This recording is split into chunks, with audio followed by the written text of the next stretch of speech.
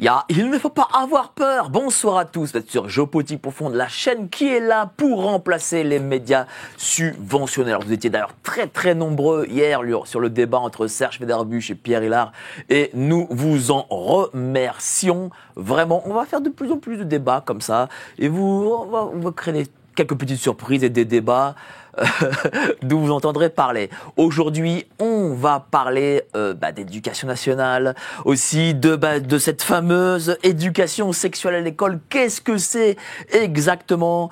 Les grands médias n'en parlent pas, on va en parler ici. Mais avant ça, n'oubliez pas de vous abonner à la lettre de Géopolitique Profonde du mois de mars. Allez-y, vous cliquez sur le lien en description et vous vous y abonnez.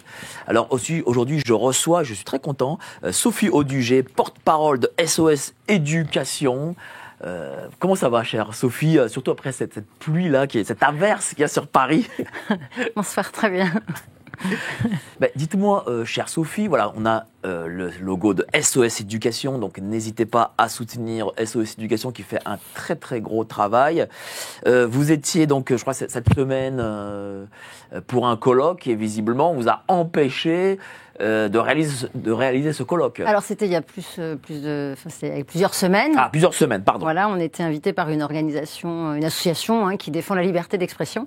Et donc elle s'est vue entravée par des syndicalistes de Sud Éducation et du planning familial qui nous ont empêchés en fait de tenir la conférence alors que je les invitais à débattre du sujet. Et ils ont tenu des propos diffamatoires et donc on a déposé plainte. Voilà. C'est un tabou, ces sujets ? Alors l'éducation à la sexualité, c'est clivant en tous les cas. C'est clivant parce que on a d'un côté des personnes qui se disent progressistes et donc qui considèrent qu'il faut à tout prix parler de sexualité à des enfants très petits, et de l'autre côté des personnes qui peuvent être opposées pour des raisons que ce soit morales, religieuses, qui d'ailleurs se respectent tout à fait. Et le travail que nous on a mené, ça a été justement de faire un pas de côté et de se poser la question exclusivement du point de vue du développement de l'enfant. Et surtout de comprendre pourquoi il y a eu une période où effectivement il y avait une éducation à la sexualité que, en tout cas je pense qu'on a à peu près la même génération, notre génération a connue, c'est-à-dire une éducation à la prévention, à la biologie, SVT, etc. Et comment on a finalement dévié pour faire ce qui est aujourd'hui une éducation à la sexualité, au plaisir, au désir, et qui correspond finalement à des programmes qui sont ceux des standards européens de l'éducation à la sexualité pour l'Europe, qui ont été développés par l'Organisation mondiale de la santé, et qui sont calqués sur des choses qui se font depuis les années 60 aux États-Unis. Alors, on va parler de tout ça, mais avant, je vais présenter le plateau qui est ici présent. Alors, vous avez à votre droite Jean-Luc Robert, psychologue. Il a écrit L'enfant et ses désirs insatiables. Voilà, très bien, il est sur l'écran. Bonjour, cher Jean-Luc. Vous revenez déjà, je vous ai Bonjour, monsieur Borowski, le mois dernier. Oui. Comment allez-vous ? Très bien, et vous ? On essaye. Donc, l'enfant, j'imagine que il faut quand même en parler parce que on sent quand même une forme, je ne veux pas dire d'attaque, mais on sent que l'État a envie de prendre en main les nouvelles générations. Exactement, l'État et à travers l'école notamment, puisque là il s'agit de l'enseignement à l'école, il y a des lobbying assez puissants, même à l'université, ça veut dire ça part de l'école primaire jusqu'à l'université. Bon, je ne vais pas aller trop dans le sujet, mais moi je constate en tout cas parmi ma patientèle et même dans l'actualité une forme d'entrisme, mais que ce soit religieux, mais aussi wokiste. Et puisqu'on a parlé des progressistes, ça va beaucoup dans une mouvance. Alors je vais en parler, je ne vais pas spoiler si je puis dire, mais je pense qu'il y a vraiment un développement qui va vers, comme a dit madame, une éducation qui avant se contentait effectivement de donner des principes de base vers une éducation de plus en plus vers tout ce qui est transgenre et tolérance et wokisme ouvert à l'autre, et finalement dans une sorte de tu sais pas de quel sexe tu es forcément, je te guide et il est tout à fait normal de tolérer ceci, de tolérer cela. Donc en fait c'est vraiment une sorte d'endoctrinement qui passe par l'école. Voilà. Bon, dans mon livre là je mets aussi en avant le désir de l'enfant en disant que l'enfant doit aussi être limité dans ses désirs. Et là aujourd'hui vous le savez, il y a un accès assez important à la pornographie et autres à travers les téléphones, tablettes, applications. Là aussi, c'est un sujet. J'en parlerai aussi. Voilà, j'en ai parlé un peu dans le dernier chapitre, dans un dernier chapitre. D'ailleurs, vous n'avez pas le dernier exemplaire, mais c'est pas grave. Mais en tout cas, dans un dernier chapitre où je questionne, est-ce la place de l'école aujourd'hui de faire l'éducation sexuelle des enfants ? Voilà. Merci à vous, cher Jean-Luc Robert. En phase, notre ami Marc Daoud, directeur de publication de Nexus. Alors, je sais que Nexus a écrit beaucoup sur le sujet.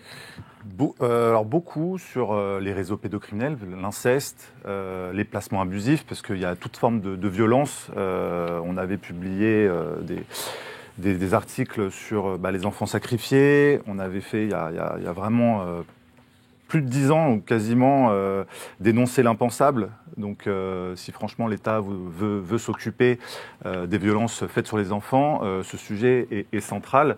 Et puis on avait aussi, on va dire, sonné l'alerte, comme bon nombre d'entre nous, et surtout SOS Éducation, dont on a repris beaucoup de choses sur le travail effectué et sur ce que l'OMS préconise. Et nous, on a énormément de parents qui nous ont remonté ces derniers mois, ces dernières années, des plaintes par rapport à ce que leurs enfants avaient entendu dans les cours d'école. Je vous montrerai tout à l'heure. Ils ont entendu. Par exemple, là, moi, j'ai imprimé quelques petites pépites, malheureusement, que nous avait transmis donc Christelle Comé, qui est de l'association Maman Louve. Pour le plaisir, une fille suce le pénis du garçon. Ça, c'est des informations qui avaient été remontées à des parents d'élèves dans un établissement de Saint-Étienne. C'est quoi, c'est un cours ? C'est dans un cours d'éducation sexuelle, voilà. C'était l'année dernière que nous avions interviewé Christelle Comé.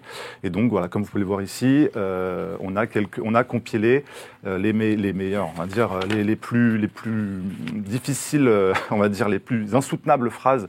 Le garçon suce le vagin de la fille et peut avaler quelque chose. Voilà, ça c'est des élèves de CM2 dans un établissement que l'on ne nommera pas à Saint-Étienne. Et énormément de parents nous ont fait remonter des choses similaires, c'est très inquiétant. Merci à vous, cher Marc. Je salue d'ailleurs Christelle et les mamans Louve. Je les ai invitées, mais malheureusement, elles sont dans le sud de la France et c'est compliqué pour elles. Mais bon, j'essaierai de les faire venir, un de ces quatre, et aussi on va parler de leur combat. Et à votre droite, Nicolas Stocker, patron d'émission à Radio Courtoisie, éditorialiste ici sur Géopolitique Profonde. Comment ça va, cher Nicolas ? Très bien, et toi ? On essaye. Tu as l'air d'être en forme. Aujourd'hui, ton édito, c'est sur quoi ? Obsession mimétique. Obsession mimétique. Je me suis dit qu'étant donné que la géopolitique, on va essayer, je suis bien obligé d'en faire un peu, mais je vais parler de René Girard, pour être un peu au diapason. En combien de tomes aujourd'hui ? Alors, je propose d'en faire la première partie, quelques mots sur Clausewitz, René Girard, et puis on s'arrêtera rapidement sur un ou deux exemples, et on reprendra, je pense, vendredi. Merci beaucoup. Sur le cas Macron. Cher Nicolas Stocker. Dites-moi, chère Sophie Audugé, qu'est-ce que c'est exactement cette éducation sexuelle ? Parce que c'est un terme générique. Voilà, vous avez dit tout à l'heure, là, les gens de notre génération, pour nous, c'est la biologie qu'on apprenait à l'époque au collège. Qu'est-ce que c'est exactement en 2024 ? Alors, en 2024, c'est une circulaire de 2018 qui définit un certain nombre de cadres qui ne sont pas respectés dans un certain nombre d'établissements scolaires et qui amènent à des dérives importantes comme celles que vous avez évoquées. Donc ça, c'est réel, ça ? C'est la première dérive dont nous nous sommes emparés avec les Mamans Louve et pour laquelle on a écrit donc au ministre de l'Éducation nationale de l'époque, qui était Pap Ndiaye, pour lui expliquer donc cette dérive, lui demander d'agir et de faire un rappel à l'ordre à l'ensemble de ses équipes de manière à rappeler le cadre qui était normalement jusqu'à encore aujourd'hui, tant qu'il n'y a pas les nouveaux programmes de septembre 2024, mais j'y reviendrai, qui était le cas de cette circulaire 2018, qui avait au moins le mérite, au milieu de tout un ensemble de choses qui n'avaient aucun sens, de dire il n'y a pas de sexuel stricto sensu en primaire. Et puis elle avait un autre mérite, cette circulaire, c'est que vu qu'elle accompagnait la loi de 2001 et qu'elle était avant la décision de Jean-Michel Blanquer de rendre la scolarisation obligatoire des 3 ans, ce qu'on oublie souvent, il y avait un flou juridique qui faisait qu'on était à peu près tous d'accord pour dire que ça ne pouvait pas commencer avant le CP, c'est-à-dire 6 ans. Or, vous le savez, à cette même période, après cette première affaire-là, un certain nombre d'associations militantes, SOS Homophobie, Planning Familial et Sud et ça va me revenir, une autre, ont attaqué, entre guillemets, ont menacé d'attaquer le gouvernement en disant ces séances d'éducation à la sexualité obligatoires ne sont pas réalisées dans tous les établissements scolaires à tous les niveaux de classe, c'est-à-dire à partir du CP, 3 fois par an, minimum et sanctuarisé. C'est-à-dire qu'à côté de ça, vous avez de l'éducation à la sexualité en lien avec le français, en lien avec le MC, en lien avec tout un ensemble d'autres disciplines. Et donc, à cela, Pap Ndiaye a répondu en mobilisant le Conseil supérieur des programmes et en lui demandant de produire des nouveaux programmes qui viennent d'arriver là, suite à tout un ensemble d'auditions. Nous avons d'ailleurs été auditionnés à SOS Éducation et donc les Mamans Louve, parce que nous sommes totalement partenaire sur ce sujet, et avec notre comité d'experts que nous avons constitué de médecins, etc. Et pourquoi on est aujourd'hui vent debout et qu'on a lancé cette pétition pour interdire l'éducation à la sexualité avant 12 ans, c'est que les nouveaux programmes intègrent la sexualité, le désir, le plaisir, dès quelque part la maternelle, puisqu'à partir de leur mise en œuvre, ça sera applicable dès les premières années de maternelle, alors avec une distinction qui va distinguer le jusqu'à 7 ans du 7 jusqu'au lycée. Et avant 7 ans, on parlera d'éducation à la vie affective et relationnelle. Et puis après 7 ans, on parle d'éducation à la vie affective, relationnelle et sexuelle. Et ce qui est vraiment un changement de cap, c'est-à-dire ce que je vous expliquais, à savoir ce changement de paradigme qui, pour l'instant, c'est quelque chose que nous constations, mais qui n'était pas formel, est formalisé dans ces nouveaux programmes. C'est-à-dire qu'il est clairement écrit, vous voyez par exemple que l'éducation à la sexualité ne se réduit pas à la dimension d'information et de prévention. Donc là, c'est la première fois que c'est écrit dans un programme qui sera applicable dès les maternelles.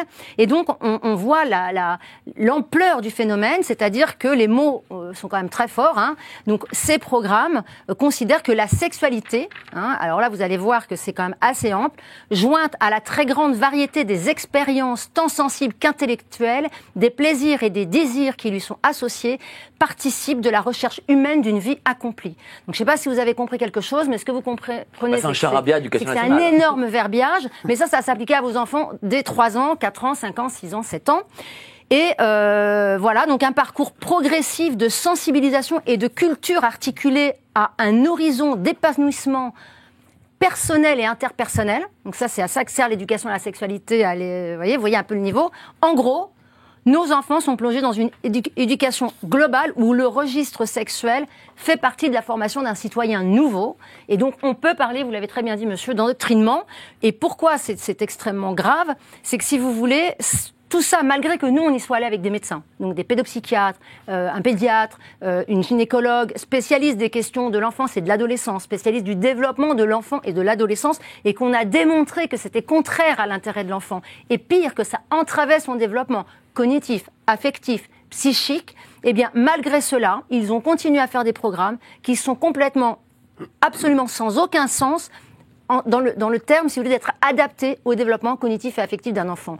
Je prenais un exemple. Vous voyez, à 3 ans, et c'est dans les futurs programmes, on va apprendre à l'enfant à identifier à partir du coin poupée, un nouveau coin qui sera dans les écoles. Un coin poupée, c'est quoi? C'est-à-dire j'en sais rien, un coin où il y aura des poupées nues, les parties intimes du corps, pour aller vers un lexique plus savant. Donc là, on est en maternelle. Donc, et ça, c'est généralisé en maternelle, des coins poupées. Non, mais pour l'instant, il n'est pas officialisé. Non, mais, voilà, c'est écrit. C'est le projet. C'est le projet. C'est le projet, je lis. Et on va apprendre aux enfants donc, à identifier à partir du coin poupée les parties intimes du corps pour aller vers un lexique plus savant. Ça veut dire quoi? Ça veut dire fini le zizi. Mais on va leur apprendre très tôt à parler de pénis et de testicules, fini la zézette, ou un autre terme qui est un terme de la maison, et on va parler de vulve et de vagin. Ce que ces gens ne comprennent pas, c'est que si à un enfant, on lui donne des termes qui sont des termes de zizi et zézette, c'est parce que justement, à ce moment-là de son développement, ça ne ressemble pas à un pénis et à des testicules, et que évidemment, s'il voit ça le projette obligatoirement d'abord dans des organes qui sont ceux d'un adulte formé et en pleine capacité sexuelle, alors qu'il n'en est pas du tout là, que ces organes à ce moment-là sont complètement dysfonctionnels pour une sexualité, et que évidemment il n'a pas à la fois le développement cognitif ni psychique pour se reconnaître même dans ce vocable-là. Et puis bon. Et comment l'éducation nationale justifie ça? Je veux dire, pourquoi ils le font, quoi?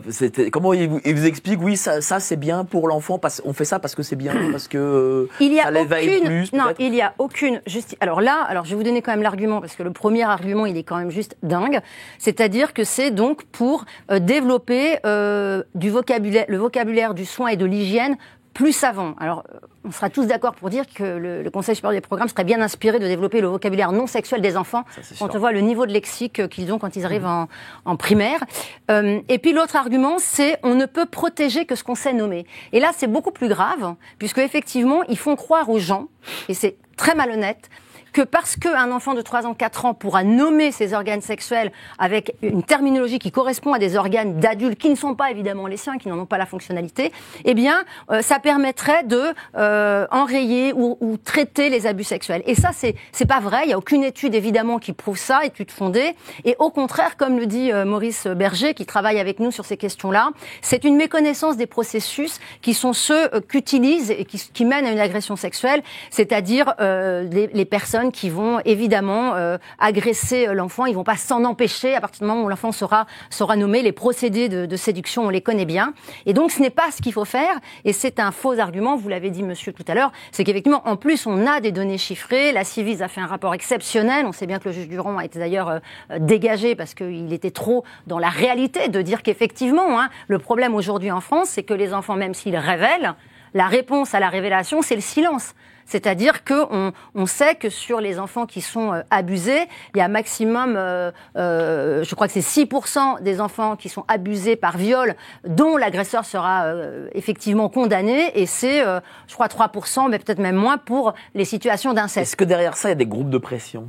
Alors, il y a évidemment des groupes de pression, monsieur le disait, c'est-à-dire à la fois du wokisme, à la fois du militantisme. Mais ce qui est surtout extrêmement grave, bon là, je pourrais vous donner plein d'autres exemples, il y a également, et j'espère qu'on en reparlera, cette chose absolument dingue qui est un mélange des genres scientifiquement dangereux, évidemment, vous l'aurez compris, où par exemple, en maternelle, on va faire à l'enfant son cahier de vie, dans lequel il va dévoiler ma vie, ma famille. Mais là, on est toujours en maternelle. Ils ne savent pas lire, ils ne savent pas écrire, mais on va leur demander de dire tout ce qui est de leur vie.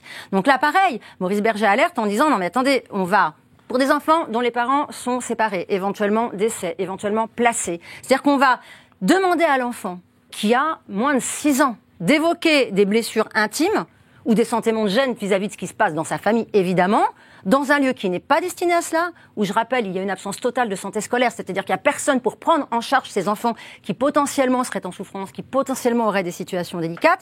Et donc, on intègre ça, comme ça, dans les problèmes scolaires. Donc il y a une volonté de l'État de connaître la vie privée des élèves, des enfants, enfin de tout le monde, quoi, en gros. Alors écoutez, ça...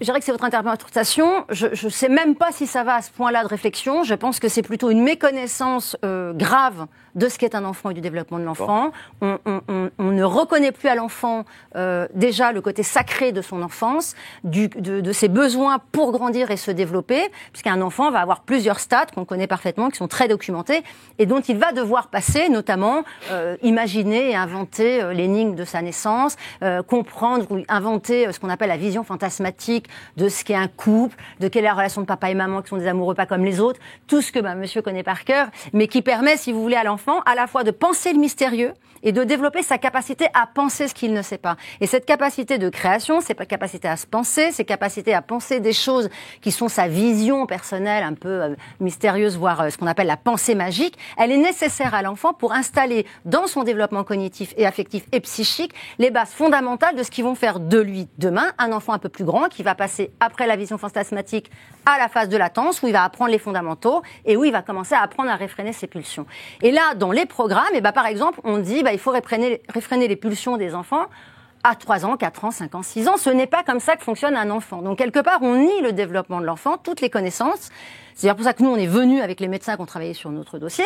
Mais finalement, on se demande, mais pourquoi on n'écoute pas les médecins du développement? Pourquoi on n'écoute pas les chercheurs spécialistes de la psychologie du développement de l'enfant? Et pourquoi on va dans cette orientation qui est celle de l'OMS, c'est-à-dire d'une vision comme l'UNESCO, de parler de désir et de plaisir sexuel dès 5 ans aux gens? J'imagine que vous avez la réponse. Non, on n'a pas la réponse. Qu'est-ce que vous voulez que... Ils vous ont pas dit le pourquoi de ça, hormis ces arguments administratifs? Mais vous voulez dire quoi comme par le pourquoi? Peut-être que on a des pédagogistes comme depuis 40-50 ans qui font que l'école de plus en plus baisse déjà en niveau et qu'il faut peut-être qu'elle baisse encore plus de niveau. Oui, mais ça c'est l'analyse que nous allons faire, j'imagine, autour de cette table. Mais est-ce qu'il y a, entre guillemets, je vais prendre le terme auquel on pense tous, c'est-à-dire est-ce qu'il y a une théorie du complot? Je crois pas. Je crois que malheureusement, effectivement, et vous l'avez rappelé... C'est pas forcément un complot le fait que l'école baisse. Non, mais ce que je veux dire, c'est que moi, je suis d'accord, et avec Christelle, parce que Comé des Mamans Louves, on est toujours sidérés de voir qu'on a des gens qui continuent à nous dire si vous dites ça, vous êtes d'extrême droite, alors qu'on amène des éléments et des preuves de développement de l'enfant. Où est-ce qu'on peut trouver ces éléments? J'imagine sur votre site. Oui, on a fait un rapport de 200 pages qui explique. Ah oui. Donc sur SOS Éducation, on a les sources officielles. Absolument, et vous avez tout le développement de l'enfant, donc jusqu'à la puberté. Et ensuite, à partir de la puberté, et nous, on a fait 130 recommandations au Conseil supérieur des programmes, qui en a retenu certaines, ça faut le reconnaître, mais qui n'a pas retenu toutes celles qui permettaient de protéger les enfants avant la puberté, puisque pour nous, c'était très clair, il n'y a pas d'éducation stricto sensu à la sexualité, évidemment, avant la puberté, c'est-à-dire au moins avant la 5e. Et c'est pour cela qu'on considère qu'il y a un danger. Pourquoi ? Parce que, évidemment, on va nous dire, mais les programmes ne disent pas qu'il faut parler de sexualité. Enfin, en même temps, ils n'interdisent pas de le faire, et vous avez évoqué ce cas, mais on est à quasiment 100 cas aujourd'hui de situations comme celle que vous avez évoquée, c'est-à-dire des enfants à qui on parle d'éjaculation, pénétration, sodomie, qui ont 8 ans, 9 ans, 10 ans. Alors pour certains, pas de problème, je veux dire, on a l'impression que ça leur passe par-dessus là. Mais pour d'autres, c'est tout simplement traumatique. Mais le on, c'est qui ? C'est des professeurs ou c'est des gens extérieurs à l'école ? Alors, malheureusement, on a un petit peu toutes les situations. Ça peut être effectivement un professeur qui s'est documenté soit sur certains supports de l'éducation nationale, notamment sur Eduscol, le site On s'exprime, ou certaines vidéos de Lumni où on voit des choses qui sont absolument sidérantes, et qui est allé chercher des informations sur Internet, entre collègues, voire certains syndicats de professeurs qui considèrent que c'est très très bien et donc partagent des pratiques, notamment la fameuse pratique qui vient des pays du Nord, qui consiste à mettre une boîte dans lesquelles les enfants vont poser des questions et l'enseignante va prendre les questions et va dire la question à voix haute et y répondre. Donc ça, par exemple, les pédiatres, les pédopsychiatres vous disent, Maurice Berger le premier et Régis Bruno, on ne devance jamais la question d'un enfant, jamais. Donc quand vous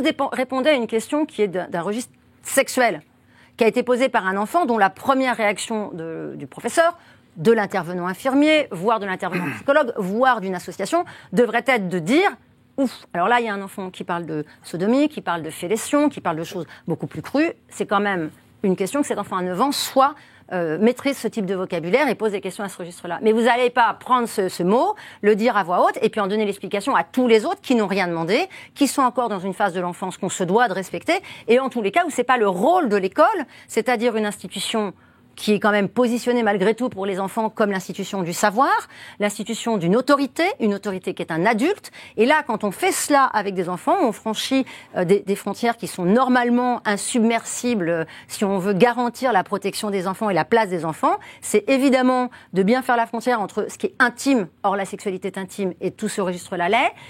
Et donc, le collectif, en classe, il n'y a pas d'intime par voie de définition. Et puis, la différence des générations, c'est-à-dire la différence entre les adultes et les enfants qui font qu'il n'y a pas de sexuel. Il n'y a pas de registre sexuel entre un adulte et un enfant. Et c'est bien ce que s'engagent à faire les parents au quotidien dans leur éducation. Est-ce qu'on passe de l'instruction à l'éducation ?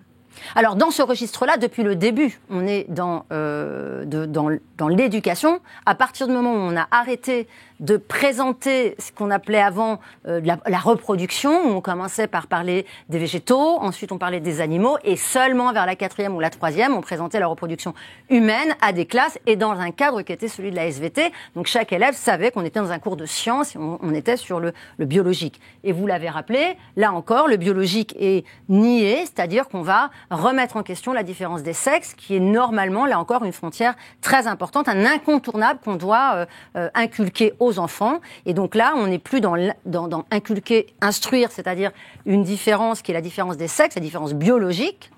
Et vous l'avez rappelé, on crée une confusion, donc on perturbe, on entrave même la capacité des enfants à s'identifier dans leur identité sexuée. Et à ce titre-là, on les influence, voire on les endoctrine. Donc effectivement, il y a parfois des associations, vous avez raison, qui là vont être un cran en dessous au niveau du militantisme et vont véritablement orienter les interventions sur le genre, sur l'idéologie du genre, sur le fait qu'on peut choisir son sexe, qu'on est ce qu'on ressent être, que personne ne peut le questionner. Et à ce titre-là, on a également été particulièrement choqués que dans ces nouveaux programmes où on invite l'enfant, ce qui peut être une bonne idée. C'est-à-dire que c'est toujours le problème, vous avez 60 pages, vous avez 30 pages qui sont de bonnes idées, et puis à l'intérieur, vous avez des choses qui sont inacceptables. Et parmi ces choses-là, on va apprendre à l'enfant à détecter des personnes de confiance, des adultes de confiance, et il y a une liste, et en premier de la liste, c'est l'école. et les parents arrivent après. La famille arrive après l'école dans cette liste des Et personnes. qu'est-ce qu'en pensent les enseignants justement de ces nouveaux programmes ? Alors, les enseignants sont, entre guillemets, partagés, puisqu'on a commencé à en parler en début d'émission. C'est-à-dire que si, effectivement, il y a des associations militantes qui sont allées porter plainte quelque part contre le gouvernement parce qu'elles ne se faisaient pas, c'est qu'évidemment, les profs ne voulaient pas le faire. Ils sentaient bien, d'abord, la plupart d'entre eux sont mal à l'aise. Ils voient bien qu'ils ne sont pas dans leur domaine de compétences. Il ne s'agit pas d'un enseignement comme les mathématiques. Quand vous avez passé un CAPES de mathématiques, un CAPES de SVT ou une agrégation, vous n'êtes pas formé au développement de l'enfant, au développement psychique, cognitif, affectif. Et donc, à ce titre-là, ils étaient mal à l'aise pour un certain nombre d'entre eux. Ils voulaient surtout pas y aller. Ils voyaient également, parce que quand même, la plupart sont relativement lucides, et puis ils sont également parents, ils savent très bien que l'éducation à la sexualité, au moins jusqu'à la puberté, c'est l'affaire des parents. Et c'est l'affaire des parents dans un cadre qui est celui de l'éducation des parents.